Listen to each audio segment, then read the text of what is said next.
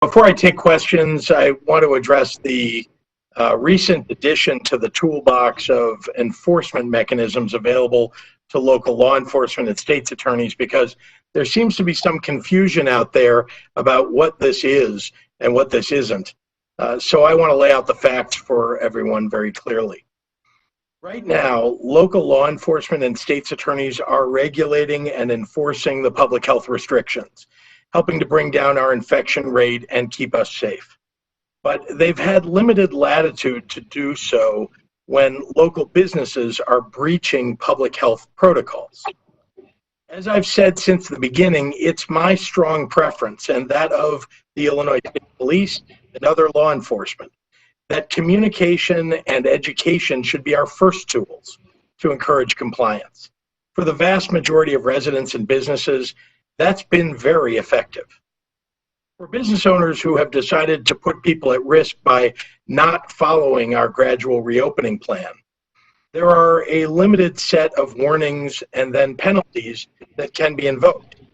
Let's use a restaurant and bar as an example. Before today, for a restaurant and bar that refuses to comply after communication from law enforcement or even after a cease and desist letter, the state can revoke the business's liquor license or impose a closure order by IDPH. Both are expensive measures for a business to come back from, and they're not preferred by anyone, least of all me. Under the current Illinois Department of Public Health Act, when a business violates an IDPH rule and puts public health at risk, the business has committed a Class A misdemeanor. That's the existing law today, in fact, last week and last year. Under that existing law, law enforcement can issue a citation to the business. An emergency rule requiring businesses to follow the existing stay-at-home order has now been put in place.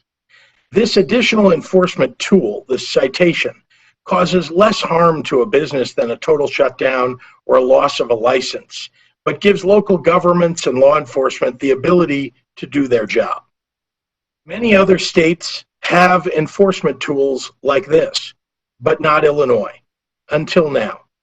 This rule can only impact a business, not individuals, and is a response to only a select type of violation.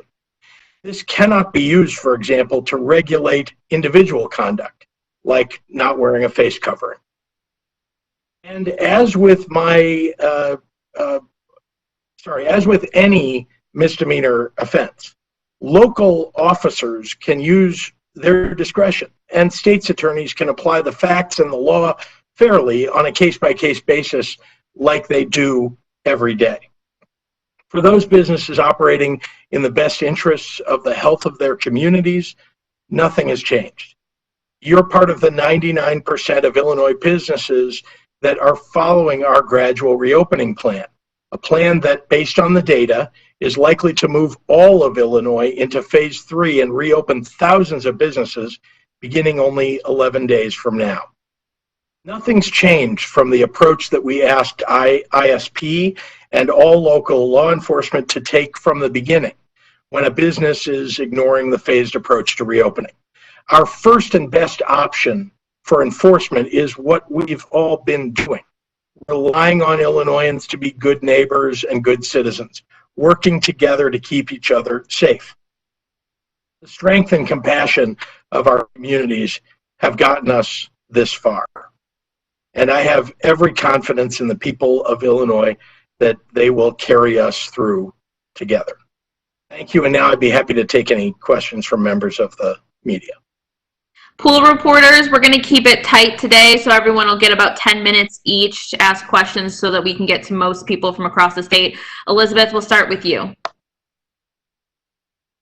Thank you, Governor. Hope you and Dr. Zike and Mr. Duffus are all well. What encouraged you to make this emergency rule? What was the straw that kind of broke the camel's back? Really, it was just to give another tool to law enforcement. It wasn't that there was a straw that broke a camel's back. It was that, you know, we don't want to have to pull licenses from people. We don't want to have to shut a business down. What we really want is for people to comply, and we want to give them, you know, this type of citation as an alternative. Okay, how far are you willing, this is from Greg Bishop, centersquare.com, and we did receive a few questions about this, so thank you for speaking about this. How far are you willing to go to enforce your orders? And also, will you direct state police to enforce this in communities that have said they're either not or cannot enforce your executive order? Well, this is within the, the existing law, the Illinois Department of Public Health Act. So, that's the extent to which we're seeking to enforce the law. You've seen that I'm very interested in reopening businesses across the state in a safe and healthy fashion.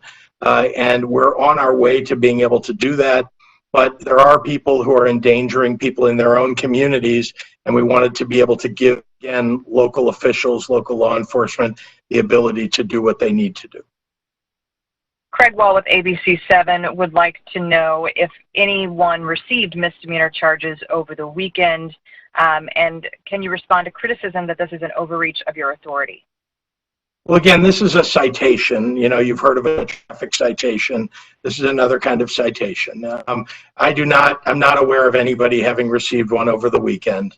And what was the last part of that question from Craig? Respond to criticism that this is an overreach of your authority. Well, it's in the law today. It's in the Illinois Department of Public Health Act. So there's not an overreach here. And in fact, it gives us a lighter enforcement mechanism than the ones that already exist.